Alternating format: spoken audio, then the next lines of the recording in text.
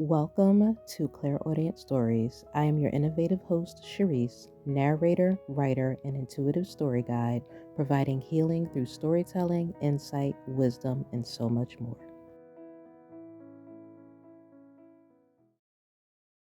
The Return of the Observer. It never fails.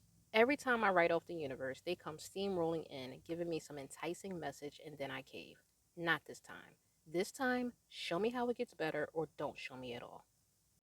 Anyway, I decided to sit with Lady Water, also known as the ocean, to decompress, regroup, exhale, and commune with my thoughts. I sat and began to go within, only to be interrupted by a male figure. A man that I've seen hovering a few times throughout my spiritual and healing journey. I would always spot him looming in the background smoking a cigar. Yeah, I know, creepy, right? He wore a cream button-up shirt that was rolled at the sleeves, a brown tweed vest with a flat cap to match, and dark slacks. Never a word and never a peep, just observing eyes, an annoying swagger, and smoke.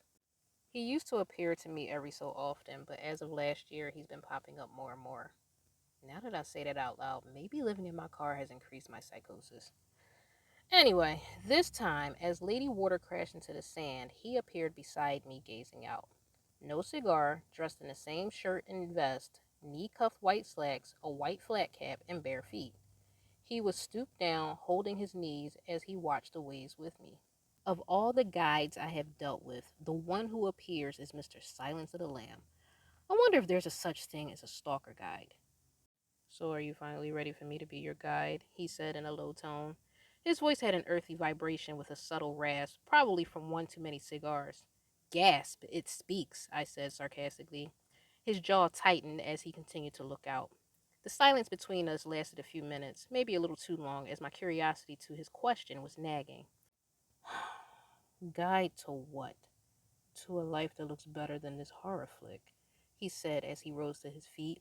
He slipped his hands into his pockets and continued to watch the water. Empty promises from an empty being. I don't make promises. I make suggestions that could lead to a better idea of what you want. I leaned back on my hands and stretched out my feet as I took in what he said. Well, that's the first honest thing I've heard from the other side that makes sense, but no thank you. He chuckled a bit. Fine, then continue to scrape at the walls of life. The walls of life were already tainted, I followed. Perhaps, he continued, but that doesn't mean you have to add to its tainted walls. I glared at him. Are you not sitting here sulking right now? He said with amusement. He continued to look into the distance as he spoke, never once turning in my direction and never altering his tone. It was really annoying. Unfortunately, he was right. I was at my wit's end, and all I could do was sit and be in my feelings. So I say again, are you ready for me to be your guide? I took a deep breath in and a frustrated exhale before responding. What can you offer me that all the other guides have failed at? Honesty. And with that, he left.